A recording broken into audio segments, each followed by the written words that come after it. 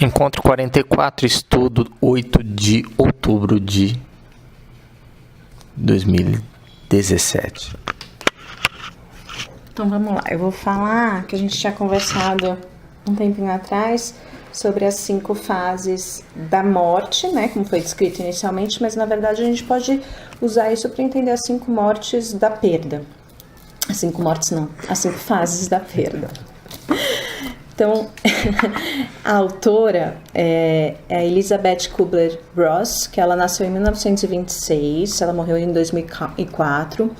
Ela se formou psiquiatra, ela nasceu na Suíça, mas ela acabou migrando para os Estados Unidos, então todas essas discussões, o livro que ela publicou, ela já estava nos Estados Unidos.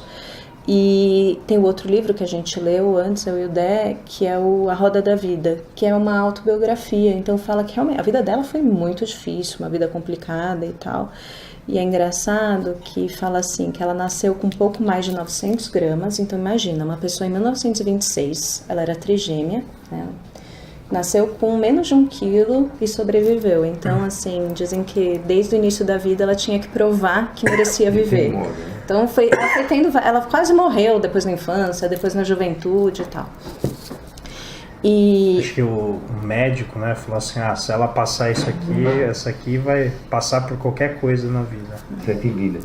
E realmente ela passou por poucas e boas, mas aí não é o escopo desse livro, é do outro, né?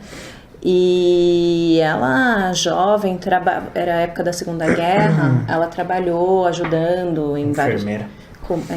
Auxiliando em vários locais, então assim, ela passou por coisas bem pesadas. E, na verdade, esse livro chama Sobre a Morte e o Morrer, o que os doentes terminais têm para ensinar a médicos, enfermeiras, religiosos e aos seus próprios parentes.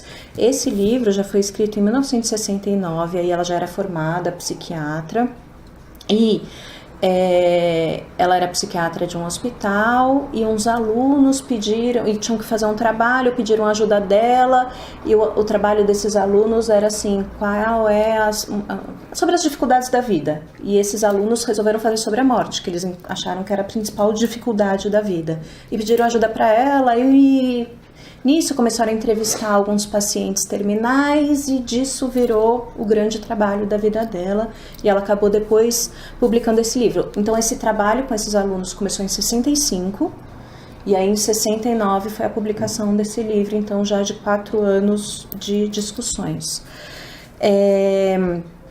Só uma outra coisa que não cabe esse livro, mas é que depois, mais para o final da vida dela, ela começou a estudar, ela se interessou pela questão da vida após a morte, tentar verificar e provar que existia vida após a morte.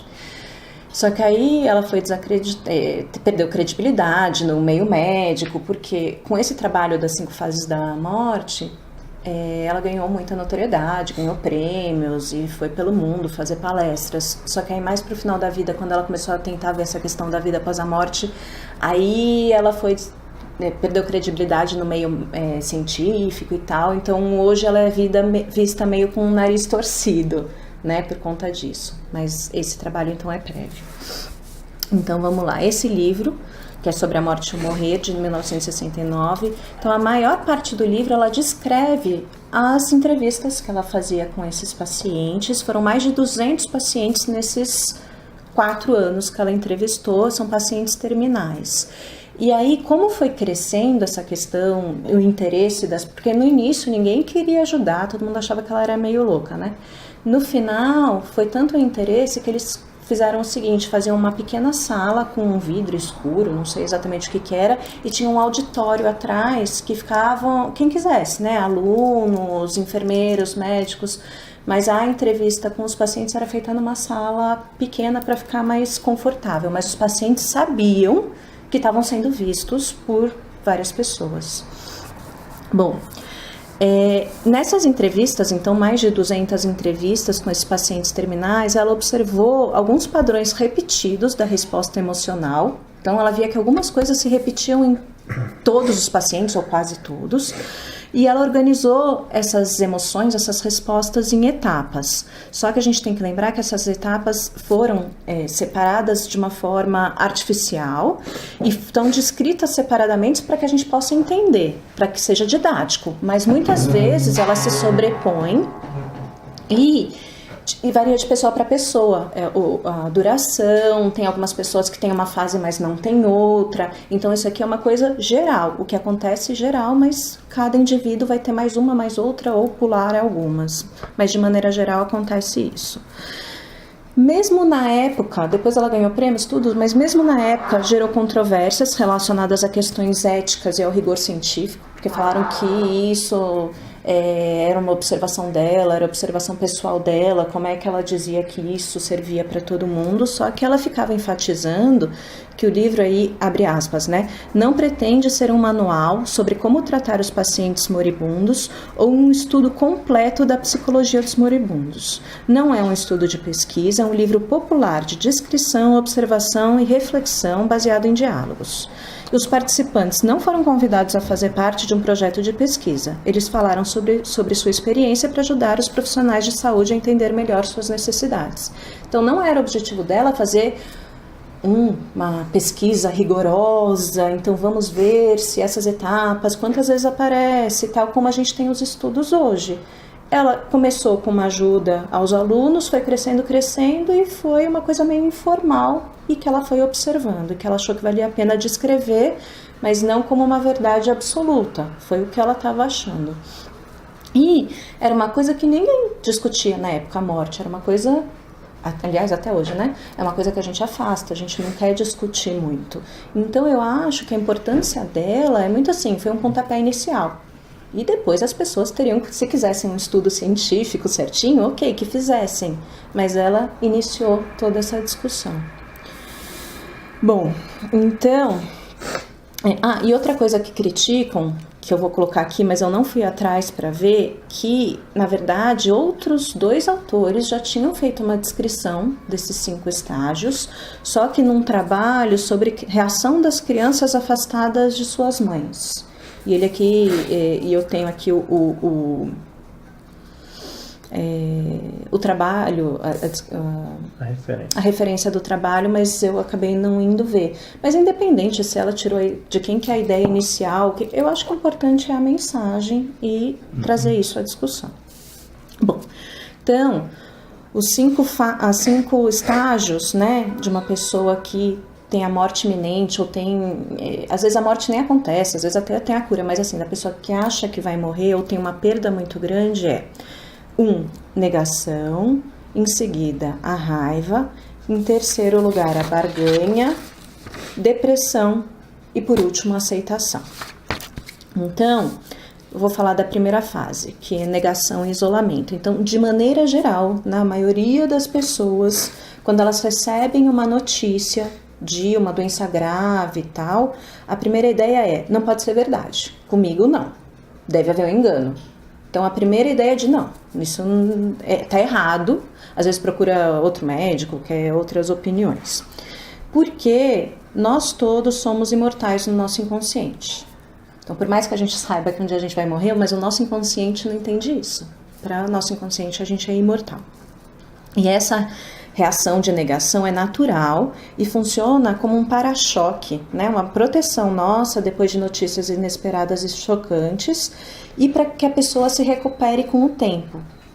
Então, é de certa forma benéfico para a pessoa ir se acostumando com aquela ideia.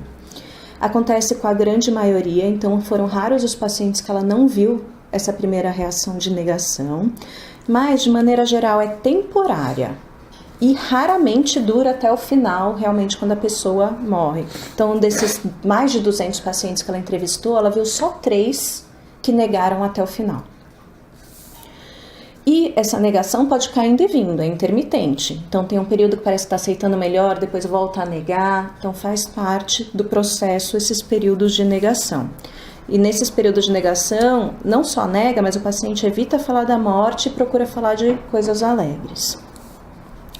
E ela diz que o ideal, né, ela sempre sugere o que a gente pode fazer com essas pessoas. Não ficar forçando a verdade de forma explícita para quem está em negação, não ficar contradizendo, que isso só deixa a pessoa mais irritada. Então, o ideal é tentar ouvir o que a pessoa tem para dizer, porque às vezes ela tá só desabafando, falando, não é verdade, tá, você não fala, olha, tá na cara que é verdade, você tá errado, você só fica ouvindo, não contradiz, mas também não deixar que a pessoa faça o tratamento. Então fala assim, pelo sim, pelo não, vamos tomar os remédios? Pelo sim, pelo não, vamos... Então assim, estimular que ela se trate, mas sem ficar explicitamente falando que ela tá errada. Então ela fala que ficar ao lado, ouvindo, gera um sentimento de confiança por encontrar alguém solícito, disponível e assíduo. Então, assim, só mostrar que você vai ficar do lado. Mesmo enquanto ela está negando, você fala, mas vamos em frente. E aí ela sempre mostra alguns exemplos e conta, né, descreve algumas pesquisas que ela, entrevistas que ela fez. Então ela conta de uma paciente, essa é uma das que negou até o final, que a paciente estava lá internada e usava cada vez mais maquiagem, porque ela foi ficando abatida, emagrecida, falou que chegou a um ponto que a paciente parecia uma palhaça, de tanto blush, de tanto batom que ela passava para disfarçar para ela mesma a doença dela. Então assim, até o final ficou isso. E, então, como eu falei que muitas vezes é temporário, só que o sinal de que a negação acabou nem sempre é explícito.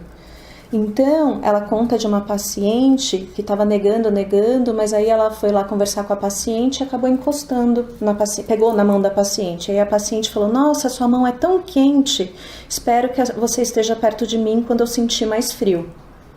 Assim, que estava piorando, né? Então, assim, a paciente já mostrou que ela entendeu que ela vai piorar, que ela vai ficar cada vez mais fraca. Então, esse foi o sinal dessa paciente de que ela tinha entendido que realmente ela estava doente. E às vezes o sinal é não verbal. Então, tem que ficar atento a esses sinais e não contradizer. Bom, então depois da negação, a etapa mais comum da maioria dos pacientes é a raiva. Então, primeiro nega, depois quando não nega mais, entende que é com você mesmo, você fala, não, mas por que eu? Você tem raiva de ter sido escolhido com tanta gente por aí, por que foi acontecer justamente comigo? Raiva, revolta, inveja de quem tá bem, né? Porque eu e não o fulano. E ressentimento. E, geralmente... Lembra daquela aula das posturas confiantes? A inveja também é um tipo de raiva. Sim, uma reação à perda. Sim. Raiva daquela pessoa ter o que você não tem. Ou às vezes nem tem, né? O que você acha que a pessoa tem e você não tem. Tanto no livro do Newton Bonder, Cabala da Inveja ou da Raiva, ele trata os dois como sinônimos.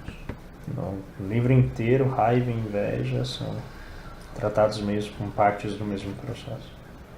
Um traz o outro. Oi? Um traz o outro. Então, eu não me lembro, mas eu acho que é quase sinônimo. Porque a inveja... São dois sentimentos de reação à perda. Que a inveja é você rejeitar a sua vida, né? Você pensa mais no outro.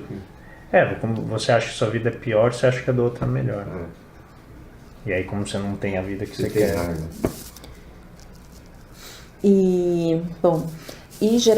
Depende muito, mas geralmente é a fase mais difícil de lidar, porque o paciente, ele gera raiva contra todos, e muitas vezes sem uma razão plausível.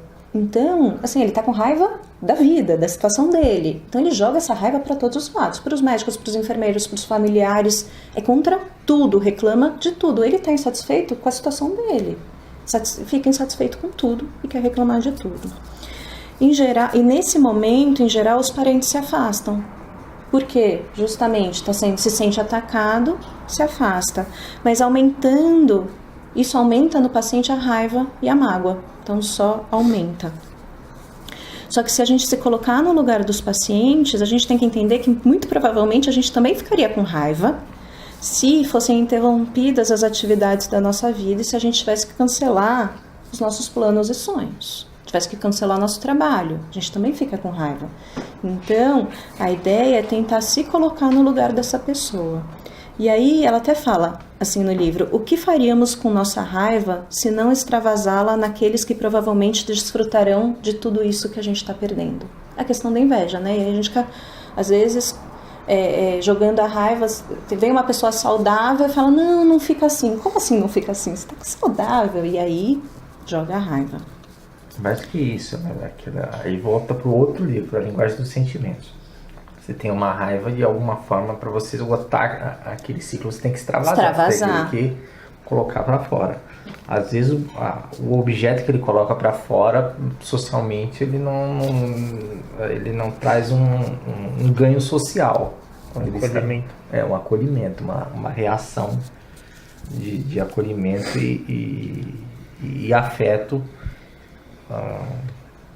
da parte dos mais próximos, que geralmente é em quem ele acaba jogando, ele descarrega a raiva. E aí, então, a sugestão dela é não assumir a raiva em termos pessoais, entender que muito provavelmente não é dirigida a você, porque na origem não tem nada a ver, ou tem pouco a ver com as pessoas em quem é descarregada, né? E se a gente reagir pessoalmente a essa raiva, os pacientes vão reagir com raiva ainda maior. Então, é importante tolerar a raiva, que essa raiva é racional ou não é, tem uma explicação ou não, tentar tolerar essa raiva e tentar engolir aí alguns sapos. Só que a gente só vai conseguir fazer isso se a gente tiver enfrentado o medo da morte e nos comprometermos com entendermos as nossas próprias defesas. Porque a nossa defesa também, uma pessoa está atacando a gente e a gente quer se afastar daquilo. Ou uma pessoa está doente, enfrentando a morte, a gente também, se a gente não estiver pronto para enfrentar a morte também, a gente não vai ficar confortável do lado daquela pessoa, né? E se ainda aquela pessoa descarrega na gente, aí é que a gente vai querer sumir mesmo. Então, primeira coisa, tentar entender, aceitar e entender os medos da própria morte, né? E entender que muitas vezes aquela raiva não é contra a gente, né? E tentar segurar um pouquinho aí a nossa raiva, nosso incômodo. Bom, geralmente a terceira fase, lembrando que não é para todo mundo, mas a maioria das pessoas, a terceira fase é a barganha. Então, depois de negar, depois de ficar com raiva, vem a barganha. Que aí ela faz uma analogia com o comportamento de uma criança que quer alguma coisa e os pais negam.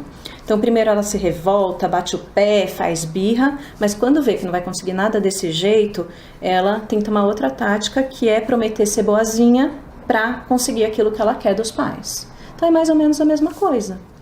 A pessoa negou, mas viu que não dá para negar que aquilo está acontecendo, se revoltou, mas viu que também se revoltar não vai ajudar a resolver o problema. Então, às vezes, ela tenta, se eu mudar minha atitude... E aí começa a fazer várias promessas, e geralmente são promessas silenciosas com Deus, o que a pessoa enxerga como Deus, né? E é uma tentativa de adiar a morte como um prêmio por bom comportamento.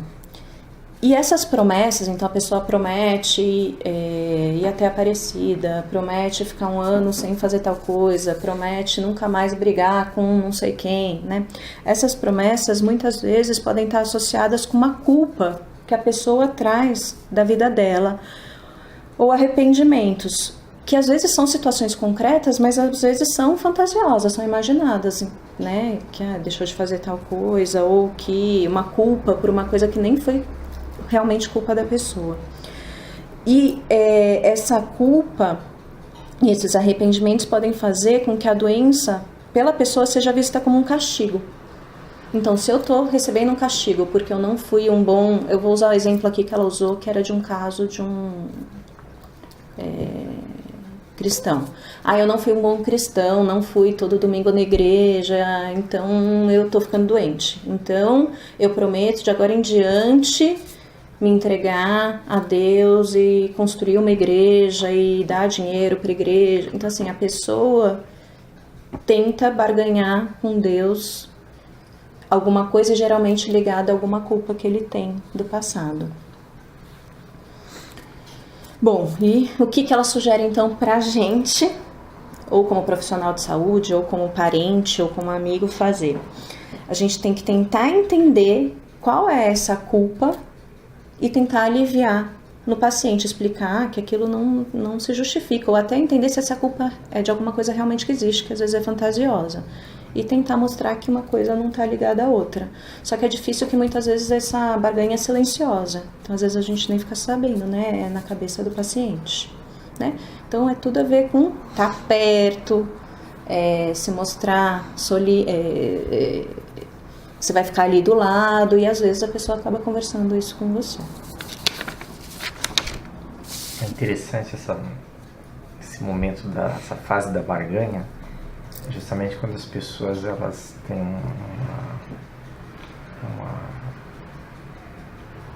uma conversão religiosa, uma proximidade maior com a religião, que é Sim. de repente, né? Aquele momento que tinha uma frase até anedótica que falava que não existe ateu doente. Falava que quando a pessoa está realmente doente, ela apela para Deus, mesmo sendo ateu a vida inteira. E é justamente nesse momento da barganha que tem essa aproximação com a religiosidade, com a espiritualidade, com alguma coisa que às vezes até foi renegada durante a vida inteira da pessoa. A dependência química, né? Muito comum. A pessoa é dependente químico e aí a pessoa acaba se aproximando da religião.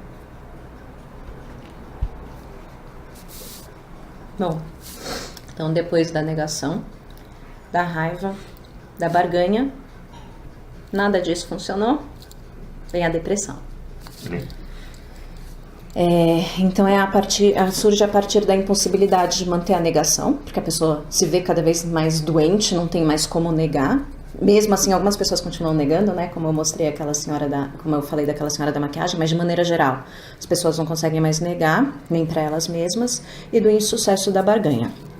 E ela descreve 2 tipos de depressão, que é importante a gente diferenciar, porque a conduta, a forma de abordar é diferente. Então, o primeiro tipo de depressão que ela descreve é a reativa. Então, a causa da reativa é a sensação de perda que a pessoa tem. Então, tá perdendo dinheiro, porque os tratamentos geralmente custam dinheiro, tudo, ou é o provedor, muitas vezes, que está internado, está deixando de ganhar dinheiro para a família. Sensação de perda, então, também em relação à aparência, em relação ao trabalho, em relação à autonomia, né, que muitos desses pacientes vão perdendo autonomia, dependendo das outras pessoas. Isso é muito difícil para as pessoas aceitarem. Então, além da sensação de perda, arrependimento por alguma coisa que deixou de fazer na vida, preocupação em deixar a vida organizada. Então, muitos entram em depressão e falam, como é que eu vou morrer? Quem vai cuidar do meu filho? Quem que vai cuidar da minha família? Então, tanto a sensação de perda, quanto também essa preocupação de como que as pessoas vão viver sem ela, como deixar a vida organizada. Nessa situação da depressão reativa, a orientação que ela dá é apoiar, tentar animar, olhar o lado positivo da vida, tentar falar de coisas mais positivas, mostrar o que ainda tem de positivo, e apoio social. Então, assim, coisa concreta mesmo, objetiva. Quem que vai cuidar dos seus filhos? Vamos encontrar uma tia, um primo, então assistente social auxiliando aqui, porque eram grupos de várias, então era enfermeiro que participava, médico e tal, e também assistente social. Então aqui entrava assistente social de ver como é que ia conseguir alguém para cuidar das crianças. O dinheiro, tentava ver de onde que ia vir o dinheiro para fazer o tratamento. Então esse apoio mesmo nessas coisas objetivas, e apoio também da parte psicológica, de tentar ver o que ainda, coisas positivas que ainda poderiam acontecer. Só que essa atitude não funciona com outro tipo e pode até piorar o outro tipo de depressão, por isso que é importante diferenciar as duas. O outro tipo de depressão ela chama de depressão preparatória. Então é uma tristeza preparatória para aquela pessoa se preparar para a perda que vai acontecer, né, a perda iminente dos objetos de amor. Então é uma depressão necessária para facilitar o processo de aceitação. E só quem trabalhou a angústia, a ansiedade, as etapas anteriores consegue atingir esse estágio. Esse tipo de depressão geralmente é silencioso, em contraste com outro tipo, porque geralmente no outro tipo a pessoa reclama muito, chora, mostra que está triste. Nesse é uma coisa mais quieta, mais silenciosa. E então é mais da pessoa se preparando. Ela tem a tristeza, mas é uma tristeza se preparando para o afastamento que vai acontecer. E aí, nesse caso, ela diz que o paciente não deve ser encorajado a olhar o lado bom das coisas. Isso dificulta a aceitação da morte. Se você mostra que o mundo é tão bom, aí que ela não vai querer se separar desse mundo.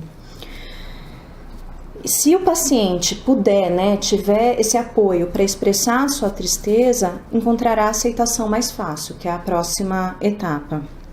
Então, nesse estágio, é importante ficar ao lado, e pode ser em silêncio mesmo, só ficar ao lado. Às vezes, um toque de mão ajuda, só um carinho, um cafuné, essas coisas assim. É mostrar que você está ali do lado, e que a pessoa pode expressar e viver a tristeza dela. Só que é aquilo que a gente estava falando também antes, nem todo mundo consegue ficar confortável em silêncio ao lado de alguém que está prestes a morrer. Porque você tem que lidar com os seus próprios medos, as suas próprias angústias, né, da ideia de morte. Você está vivenciando isso o tempo todo, né, se você está disposto a ficar ao lado dessa pessoa. Então você tem que estar bem, você tem que ter isso bem resolvido em você para poder ajudar o outro. Então, lembrando a depressão reativa e a depressão preparatória para a aceitação. E a quinta fase, que é a aceitação. Tem uma questão interessante dessa passagem da barganha para a depressão. Até a barganha, enquanto você está na negação, na raiva e na barganha, a pessoa ainda tem uma esperança de que tem cura, de que vai se salvar. A depressão é aquele momento em que cai a ficha de que não tem saída, que ela vai morrer mesmo. Ou se aplicar essa fase do luto para outros lutos, tem a fase que você não vai escapar daquela perda. Esse é o momento, acho que é um momento chave do processo. Mas sabe que ela fala, e ela mostra exemplos, até na aceitação, que mesmo na aceitação, as pessoas ainda podem acreditar numa cura. Mas é de uma forma muito mais tranquila. Então ela conta a entrevista de um senhor que assim, já tinha metástase para tudo que era lugar, não tinha muita dúvida do que ia acontecer, e ele realmente estava, na entrevista você via bem tranquilo, falava, não, se é isso que... E ele era bem religioso. Se é isso que Deus quer, ok, eu vivi bem a minha vida, eu gosto da minha vida, mas eu quero estar ao lado dele também, então eu tenho expectativa de morrer, tal, expectativa boa, entre aspas. Só que em alguns momentos ele falava, não, mas eu tô aqui no hospital, eu vim porque eu soube que aqui tem um tratamento diferente, então eu vim ver o que tem. Mas eu tô preparado para morrer, mas se tiver... O instinto de sobrevivência não morre. Isso, vai até o final. Isso, até no momento de aceitação existe. Só que é uma coisa muito mais tranquila. Ele falava, eu vim ver se vai ajudar alguma coisa, mas se não der certo, também tudo bem. Sabe? É uma busca pela cura diferente da barganha, que aquilo é um desespero, tem que conseguir essa cura. Aqui já é mais tranquila, sem tanta ansiedade. Bom, então a quinta fase, a aceitação, é encontrada por quem teve ajuda e tempo para superar os estágios anteriores. Então, a pessoa que foi encorajada a expressar a raiva, que é aquela que você estava falando do ciclo, né? Então, é o final do ciclo aqui. Ele foi encorajado a expressar a raiva, os medos, as fantasias e chorou durante a depressão, extravasou. E ela fala que é um certo grau de expectativa tranquila, que não deve ser confundida com felicidade. Não é que a pessoa está feliz, mas ela está numa expectativa tranquila. é quase um vazio de sentimento, um estado de profundo cansaço e o interesse nas coisas ao redor diminui. De maneira geral, nessa fase, o paciente deseja ser deixado sozinho ou pelo menos não incomodado pelas notícias e problemas do mundo exterior. Então, parece que é uma separação lenta de todos os relacionamentos significativos da vida. Então, já começa com a depressão preparatória, que na aceitação existe esse afastamento com a vida que ele vai deixar, né? E aí, é esse momento que ela fala que não é também uma desistência resignada e sem esperança. A pessoa pode manter a esperança de melhora até o final, mas de um modo mais discreto e temendo menos a morte, como esse caso que eu citei. E nesse momento da aceitação, é o momento que a família precisa de mais apoio que o próprio paciente. E muitas vezes os familiares interpretam essa aceitação da morte, essa aceitação tranquila, como uma rejeição a eles e uma rejeição à vida. Como assim ele não quer mais lutar? Como assim ele está aceitando? Não gosta da gente? Tudo bem deixar a gente, né? Então, às vezes, a família... Muitas vezes a família pressiona o paciente a continuar lutando porque sente... Como assim? Você não se importa mais com a gente? Você quer deixar a gente? E aí... Uma coisa que ela faz essa pergunta, mas depois ela até não responde. Ela responde com um exemplo, mas eu achei que continua sendo muito difícil, que é como a gente consegue saber quando o paciente está desistindo muito cedo, quando realmente já é a fase da aceitação e quando é aquele paciente que entra numa depressão, não vale mais nada, não vou fazer mais nada, e tem muita coisa para ser feita, né? Então é difícil a gente separar quando que a gente deve incentivar o paciente a lutar e quando realmente é o momento de deixar tranquilo. É que a aceitação, ela parece ser uma extensão da fase de depressão. Da depressão preparatória, então, não da reativa. É difícil de identificar porque parece que ele desistiu, é diferente de aceitar, né? E aí ela põe essa pergunta, mas quando que a gente consegue saber quando ele desistiu e quando que aceitou? Ela não responde objetivamente, ela responde com um caso. Fala, para tentar entender isso, eu vou descrever um caso. Então, era um caso de uma senhora que tinha o marido e os filhos já eram mais velhos, e ela tinha já feito vários tratamentos e foi piorando. Ficou bem um tempo, mas foi piorando. E aí ela fez a entrevista com a paciente e a paciente já se mostrou nessa fase mais de aceitação, de tranquila e tal. Nisso, o marido, junto com os médicos, sem a paciente saber, combinaram de fazer mais uma cirurgia, tentar mais uma coisa.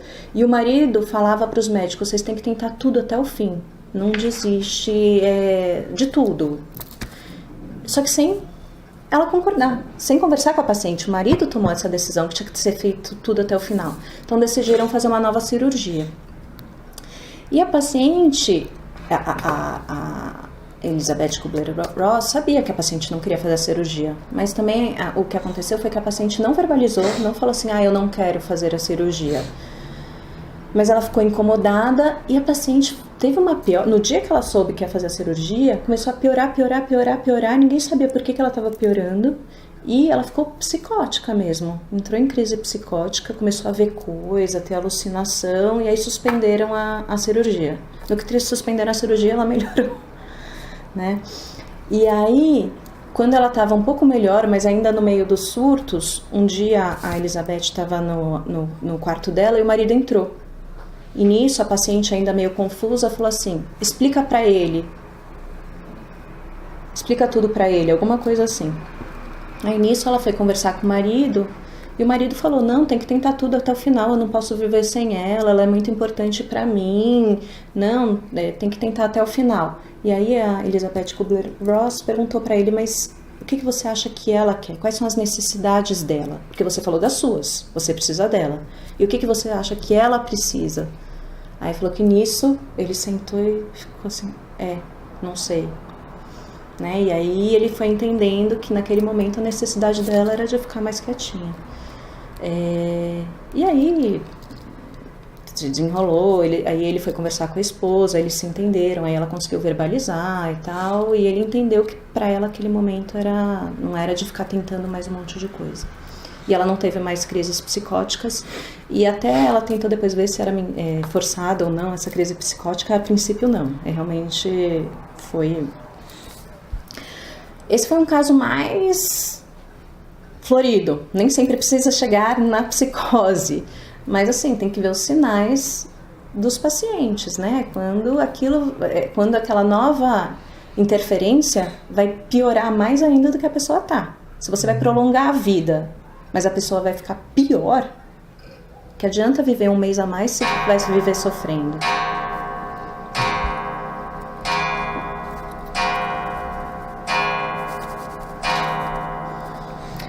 E aqui, como você disse, como uma continuidade da depressão preparatória, qual que é a sugestão dela pra gente que está ao redor? A mesma coisa da anterior, ficar ao lado, mesmo que seja em silêncio, segurar a mão, se quiser, fazer carinho, o que seja, mas muitas vezes não tem conversa, muitas vezes é muito mais a presença e mostrar que vai ficar por perto enquanto precisar até o fim. Então, eu falei das 5 fases, e aí só para falar mais algumas coisas, então, que essa psiquiatra, ela não propõe fórmulas ou protocolos, então sempre fazer assim, você tem que fazer assim, são sugestões que ela coloca, mas que depende de caso a caso. E ela comenta da necessidade de preparo dos profissionais de saúde para lidar com essas circunstâncias, que naquela época ninguém discutia isso, diferente de hoje. Hoje é obrigatório ter psicologia médica nas faculdades de medicina e eu sei que nas de enfermagem também, tá? Mas é uma coisa que começou com ela. Ela comenta da diminuição do contato entre os seres humanos, sobretudo, que vem tendo aí não só na questão de morte, né? Falando de maneira geral, a diminuição que está tendo contato entre os seres humanos, isso porque naquela época não tinha internet, nem WhatsApp, nem Facebook, mas ela já estava comentando que as pessoas tinham menos contato e, sobretudo, nessas situações críticas de vida e morte, que a nossa tendência é de afastamento, porque é uma situação incômoda, então a primeira tendência é afastar. E esse afastamento acontece principalmente se não tem a discussão sobre isso que a gente está fazendo aqui. E falar sobre morte e morrer deve ser feito a qualquer momento, não só quando a morte está para chegar, que assim a gente consegue aceitar melhor quando estiver perto. Ela comenta que quanto mais avançamos na ciência, mais parece que tememos e negamos a morte. Como a gente consegue afastar a morte da gente, né? Assim, parece que a gente está vivendo cada vez mais, a morte vai ficando mais longe. E nisso a gente vai discutindo cada vez menos. Também, aí ela comenta mais ou menos, mas aí é um comentário que eu coloquei também, que qual é o real papel da ciência, da medicina, da tecnologia? É prolongar a vida ou diminuir o sofrimento do ser humano? Porque se for prolongar a vida, aí não importa o interesse do paciente, você fica lá mantendo o paciente com dor que seja, mas ele está tendo qualidade de vida, para que você está mantendo a vida de uma pessoa que está só sofrendo, né? Então, hoje a gente já tem um pouco mais dessa ideia e tem a ideia dos cuidados paliativos, né? Que os cuidados paliativos é quando a pessoa já não tem a vista da ciência naquele momento, não tem mais chance de cura, já foi tentado de tudo, só que não é por isso que ela vai ser largada. Então, cuidado paliativo, eu não sei se eu vou lembrar todos de cor, mas envolve tirar a dor, evitar que a pessoa sinta dor, evitar que fique desnutrida, então tentar manter a nutrição, evitar, eu não vou lembrar, mas de maneira, o sofrimento, você lembra? Evitar dor, evitar desnutrição, acho que evitar que fique constipada, evitar falta de ar, e acho que na medida do possível tentar evitar confusão. Mas eu não sei se é exatamente isso. Garantir conforto. Exatamente, mas resumindo é conforto. Não é porque não tem cura que você não vai fazer nada. Tem muito o que se fazer, né? Que são os chamados cuidados paliativos, que vem crescendo bastante nos últimos tempos. E aí, ela comenta que o médico deve dar a notícia, mas ela coloca o médico, mas aqui assim, qualquer pessoa, né? Se você vai dar notícia para um familiar, para um amigo, que seja. Mas ela coloca como médico, que era a ideia inicial do livro, o médico deve dar a notícia de uma doença grave de modo que ela seja aceita por aquele indivíduo. Mas a dúvida é, qual é essa maneira? Como que você deve dizer para alguém que ele tem uma doença super grave, né? Qual é o jeito certo? Grave e incurável. E assim, entender como é que a gente vai saber qual é o paciente que quer ouvir na lata, que quer entender tudo, e qual o paciente que precisa de um tempo para absorver as informações e prefere, né? O ideal é que seja mais lentamente. Então, a sugestão é que inicialmente tenha uma atitude neutra, tentar entrosar com o paciente e tentar entender como esse paciente, esse indivíduo, reagiu em situações difíceis no passado. Porque a tendência é reagir da mesma maneira, que é a questão da perda. Então, a gente entender que isso aqui não serve só para morte, mas com perda de maneira geral. Então, observar no passado dessa pessoa como que ela reagiu. Ela negou muito no começo, ficou com muita raiva, então a tendência é agir desse mesmo modo agora, né?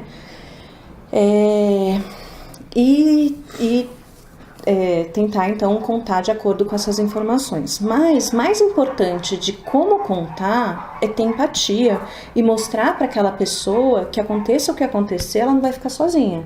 Que vai ter gente, vai ter apoio e suporte o tempo todo. Esse é o mais importante. E assim, qual é a mensagem central do livro? Fazendo um resumo, isso aqui, essas 3 coisas é meio as coisas que eu achei mais importantes. Que antes de mais nada, a gente tem que tentar descobrir qual é a necessidade do paciente, o que ele quer. Então, aquele marido que ficava pensando, eu não posso viver sem ela. Tá bom, mas e ela? O que ela precisa? Ou a pessoa tá com raiva brigando com todo mundo. Tá, qual é a necessidade dela naquele momento? É brigar com todo mundo? E aí eu lembrei da frase eu já não lembro de quem é, que às vezes você tem a razão, mas o outro tem a necessidade. Então, nesse momento de raiva, muitas vezes, do Emmanuel, muitas vezes você está discutindo com aquela pessoa, você tem a razão. Porque a pessoa às vezes está brigando por um motivo que não tem nada a ver, só que ela tem a necessidade de extravasar a raiva. E a gente tem que entender essa necessidade dela e tentar segurar, né? Engolir um pouquinho isso. Então, antes de mais nada, tentar descobrir as necessidades do paciente, levar em conta a sua opinião e sem julgar, ajudando a fazer as escolhas que a pessoa quer fazer naquele momento. Lógico, quando isso não atrapalhar o próprio tratamento dela, né? Não deixar de fazer o tratamento, mas tentar ir acompanhando. Lembrar que os familiares muitas vezes precisam ser tão cuidados e orientados quanto o próprio paciente, e que para ajudar alguém perto da morte é preciso saber lidar com a própria morte, né? Então, para ficar do lado, em silêncio, de uma pessoa que está morrendo, a gente tem que ter muito suporte, entender bem isso antes. Isso. Eu queria pegar um ponto que você tocou de leve aí no final, que esse ciclo ele não é exclusivamente para a morte, né? Então, como a relação é perda e a morte é a inevitabilidade final, né? É a fronteira final, ela na verdade ensina muito sobre outras inevitabilidades da vida, né? Desculpa te interromper, mas eu me vi em várias situações aqui, em vários momentos. Eu acho que o trabalho da autora é importante, porque como você está lidando com algo que geralmente não dá para ser usado auto-engano e parar na fase da barganha, né? Você tem que confrontar aquilo que é a morte, então você consegue verificar o processo até o fim, né? Em várias outras situações de perda, a pessoa pode ficar eternamente na fase da barganha ou da raiva. Na caso da morte também, né? Não necessariamente ela efetua tudo isso, ela pode morrer numa das fases. Mas eu acho interessante, se a gente associar isso com outras coisas que a gente vem estudando, né? Primeiro, acho que tem um aspecto aqui da reforma íntima, né? Então, o Evangelho diz que ninguém chega ao reino dos céus se não nascer de novo, né? Interpretando isso pela via da espiritualidade e da reencarnação, você tem uma interpretação. Mas existe uma outra que se ajusta até melhor às religiões mais materialistas, que é o seu renascimento dentro da sua existência. Então, o que acontece quando você vai abandonando traços, aspectos de quem você era, e você vai se transformando numa nova pessoa. Isso envolve um luto, envolve um processo de abandono de companheiros muito próximos, são os vícios. Então, os vícios, eles não estão sempre juntos da gente, e quando você abandona um deles, você precisa substituir aquele significado com algum outro. E aí eu vejo que as pessoas que passam por processos de abandono de vícios, elas estão perdendo algo. Né? Por isso eu mencionei os dependentes químicos. Então é o processo inicial, né, de negação, não estou doente, eu não tenho dependência. Depois vem o processo da raiva, que é absurdo, porque isso está acontecendo comigo, e em seguida vem a negociação, seja com Deus, seja com os familiares. Né? Não, pode confiar em mim, pega dinheiro, e aí faz o quê? Volta para o vício, tem a recaída. Até que vem um momento, né, que não tem mais o que fazer, tem que lidar com o processo, entra em depressão. Até vem a forma final em que vai lá e fala, aceita, eu sou um viciado, eu preciso confrontar isso.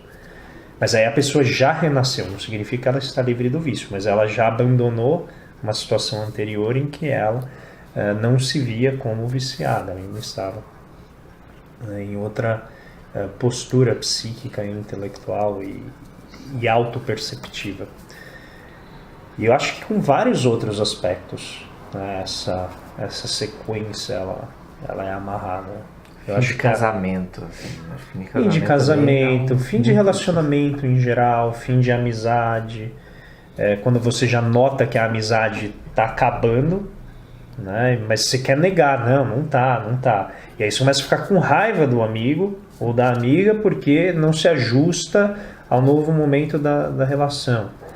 Aí chega uma fase e começa a barganhar, e tentar encontrar formas de fazer aquilo acontecer. Até o momento que você vê que não dá mesmo, porque não tem mais vontade de nenhum dos lados, entrou em depressão, até que eventualmente você fala assim, beleza, não é mais meu amigo, deixa seguir em frente. Mas eu acho que tudo que envolva perda, por isso eu acho genial o trabalho dessa médica, porque ela pegou algo que eu acho que é ilustrativo porque é limítrofe.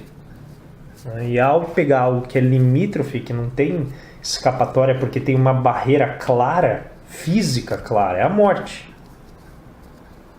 Ela consegue iluminar vários outros eventos, vários outros processos que carregam, né, perdas, carregam transformações, carregam busca de novo sentido. Aí os dois outros tópicos que eu acho que se relacionam bem, primeiro a comunicação não violenta, né, que envolve assim, entender a necessidade de quem está passando pelo processo e não impor sobre o outro, né, a sua estrutura verbal, o que você acha que a pessoa precisa ouvir. E o outro elemento que eu acho que está associado é exatamente a busca do sentido da vida, né, que tanto Augusto Cury, Primo Levi, né, que trabalha a questão no meio do campo de concentração, então quer algo mais claro do que a perda, né, de qualquer esperança de vida, do que a pessoa que está no campo de concentração sabe que vai ser assassinada por um regime ditatorial e violento. Como que eles encontravam ali forma de fazer esse luto sem desistir da vida. Por isso que eu acho que a questão da morte ela é limítrofe. Mas você tem vários outros processos em que você tem que aceitar sem desistir. E isso eu acho que é nisso que reside, para mim, o valor desse estudo dela, é como que a gente ilumina situações em que há solução, há uma extensão, né, dessa vida. Evidentemente, o Espiritismo vem dizer que a gente não precisa se preocupar tanto com a morte, porque ela é apenas o recomeço. Mas se a gente imaginar que existe que a gente chama aí, na matemática, em vários processos físicos e químicos, a autossimilaridade, né, que o micro contém o todo. Então, a morte que a gente passa em várias situações da vida, ela é similar à morte do corpo. Então, se a gente entender que esses processos estão autocontidos, eles têm relação, a gente consegue ampliar e buscar formas de encontrar sentido constantemente, conforme a gente vai se transformando e a gente vai abandonando a carapaça de quem a gente era para se tornar um novo ser dentro do processo de reforma íntima. Pronto, terminei, desculpa. Perdi um pouco o timing de falar uma coisa na aceitação, mas eu vou recuperar. Então, que a fase da aceitação ela comporta alguns movimentos que são interessantes. Porque nessa fase, principalmente quando são os casos dos pacientes terminais, é nessa fase que acontecem os grandes eventos de perdão, de reconciliação, de aqueles últimos acertos da vida, né, que a pessoa acaba fazendo como últimas tarefas antes de partir, né? Elas acontecem exatamente nessa fase da aceitação, quando ela já,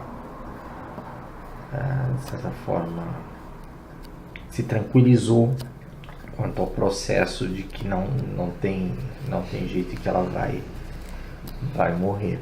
Aí ela toma as providências, né? Toma providências de futuro, né? Deixa recomendações, dá recomendações de enterro, recomendações de partição de bens, de partição lá, vai meio que toma providências, digamos assim, em relação a sequência da vida sem ela. É. E às vezes a procura do perdão, né? A procura do perdão também. Ela perdoa e também procura ser perdoada. Eu vou falar mais do que você falou, porque assim, quando minha mãe ficou doente muito tempo. E ela passou por tudo isso. Aceitação nem tanto, mas foi. Aí quando a minha mãe sempre viveu comigo, morou comigo. Então quando ela foi, eu passei pelas 5 fases aqui, que por sinal demorou um tempinho, não foi fácil. Assim, um dia eu descobri que fazia 1 ano que ela não ia voltar mais. E que eu tinha que resolver a casa, tinha que resolver um montão de coisa. Aí aceitei, tudo bem. Agora eu fui comprar um carro e falei pro cara, olha, carro preto eu não quero. Aí o cara falou, por quê? Aí eu virei, porque minha mãe não gosta. Eu falei, pera um pouquinho. Já foi, cara. Já foi. Se você arrumar um carro preto, bom, que você acha que seja legal pra mim, eu vou aceitar. Cara, eu ainda tava com aquela história da minha mãe não gostar do carro preto, entendeu? E você também não teria que gostar. Aí como ela não gosta, eu também não gosto. Não é nada a ver. Não que o carro seja preto agora, mas não por nada. Mas foi é só uma situação que eu precisei falar para um cara estranho, lá o vendedor do carro, para sacar, você perceber, né? Para sacar o que estava acontecendo ainda. Entendeu? São situações. Para todo mundo vai falar, é complicado, é muito difícil. Mas foi o que eu vi quando ele falou, é que minha mãe, quando você falou, eu pensava só na minha mãe. Quando ele falou, eu pensei em mim. Falei, caramba, eu passei por todos esses negócios também. É que a gente não sabe. Porque eu fiquei dias e dias sentada do lado dela sem falar. Eu assistia televisão e comia Danone, era a única coisa que eu fazia. Então, agora não, agora dá para falar, no começo era meio difícil. Mas aceitar foi legal, porque depois disso eu fiquei com muita gente no hospital. Eu fico de madrugada com a pessoa, se perde alguém em velório. Normalmente de madrugada a pessoa tá meio que sozinha, ou só tem o marido com a mãe, assim, ou um filho e tal. Normalmente quando alguém fala que pessoa mais perto, eu normalmente vou à madrugada. Quando começa a encher, eu pego a minha bolsa e vou embora. Aí não precisa mais de mim. Mas a madrugada eu normalmente fico. Ou quando a pessoa fala fica e carrega o caixão. Eu vou lá e carrego o caixão. Ou fica e fecha lá, porque às vezes tem pessoas que não gostam de fechar, né? Então, isso daí foi legal, foi ótimo. Mas no caso da aceitação, no caso da sua mãe, como você lidou com isso, não tem prazo, né? A aceitação pode ser que dure todo o resto da sua existência. Porque... Não, mas essa foi uma aceitação. Não, eu sei, mas esse ponto que você mencionou, né, de você ter uma inércia de determinados hábitos. Então, por exemplo, você tinha se acostumado a rejeitar carros de uma determinada cor por conta do que ela gostava. Então, isso não significa que você não aceitou. Você já aceitou, só que você tem aspectos, né, dessa convivência que eles ficam lá, eles ficam adormecidos e de repente é trazido ao consciente. Eles falam, olha, eu nem tinha me tocado que eu ainda tinha esse apego, entre aspas, a um hábito. Porque você nem notou, era natural. E aí você fala, é verdade, eu não preciso mais. Então é mais um segmento, né, nesse processo de aceitação.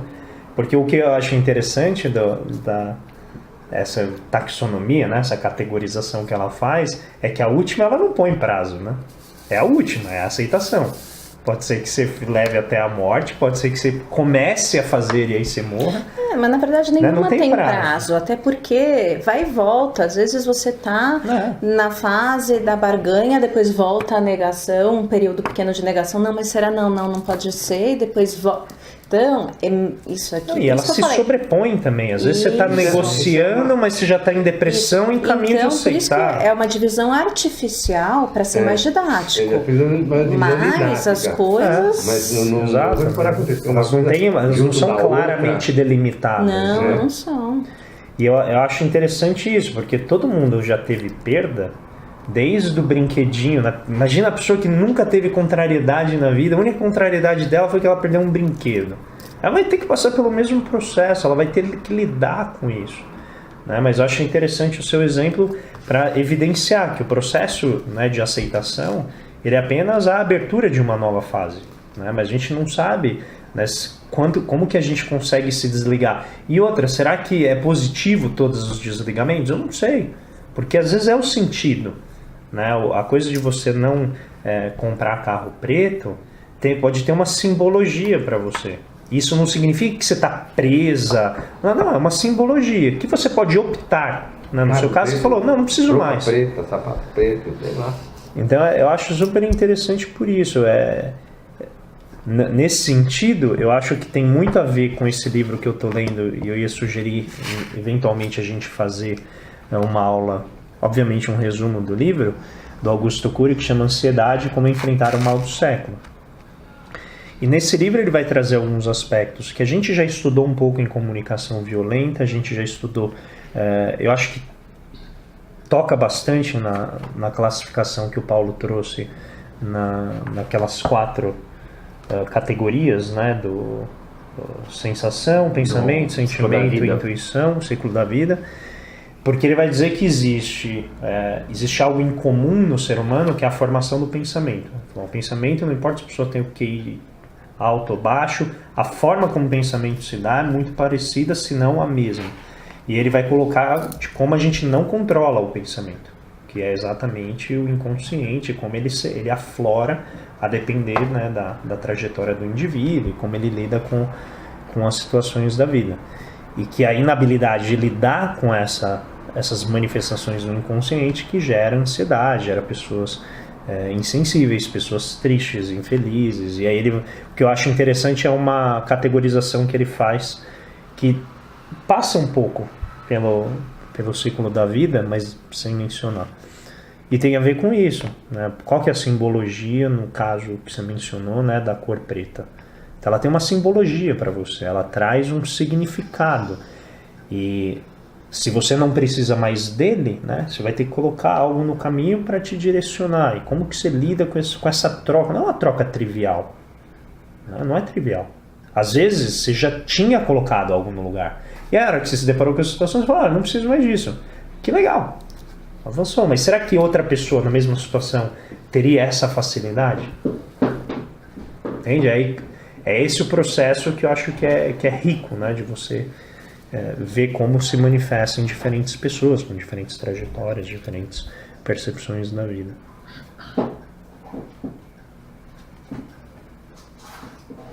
Minha mãe, né? Ela ficou 15 anos. A gente ficou sem falar e sem fazer nada. Então, eu falava com ela, mas sei lá se ela estava sendo bom, se não estava sendo bom. Porque ela não tinha resposta. Não tinha reação. Difícil. Não é. Muito. Às vezes é só o que você fala, fica perto, põe a mão, faz um carinho, mais nada. Mas às vezes é só o que a pessoa É isso precisa, que podia fazer. A minha avó, quando ela estava no hospital, eu lembro uma época assim que ela ficou no servidor público estadual, então obviamente não era o melhor atendimento, né? As pessoas eram dedicadas, assim, acho que na medida do possível as pessoas eram atenciosas, mas uma vez por outra tinha que ali ficar em cima, chamar. Aí eu lembro que um dia eu estava super irritado, que eu deixava ela sofrendo lá, incômoda. E aí eu irritado, assim, aí ela me chamou assim e falou assim, fica tranquilo, não fica bravo, não. Tá, eu tô bem. E ali eu entendi, assim, ela já tinha aceito, já havia aceitado que ela estava nas últimas etapas, e eu havia assumindo um outro comportamento, um comportamento mais pacífico, comportamento bem mais calmo, mais gregário, inclusive mais tolerante. Eu uso a palavra tolerante específica e precisamente com comportamentos que antes ela rejeitava de maneira muito violenta. Ela mesma foi se flexibilizando em vários aspectos. Então, aí agora, depois que eu li o livro da Elizabeth Kubler-Ross, aí eu fui notando isso, falei, olha, ela realmente foi passando assim pelas etapas de uma maneira na dela, ali, vez por outra, manifesto ali, você conseguia ver. Eu não sei. Da minha mãe eu não sei. Mas eu fui aceitando, eu fui fazendo luto enquanto ela estava, porque ela ficou 4 meses no hospital, né? Então ali eu e minha mãe, principalmente, que estavam mais próximos, a gente aos poucos foi passando também pelas etapas, né? De negar, não vai morrer, aí depois começava, eu barganhava frequentemente com Deus, até a hora que deu deprê, que não tinha mais o que fazer, até o fim que a gente aceitou.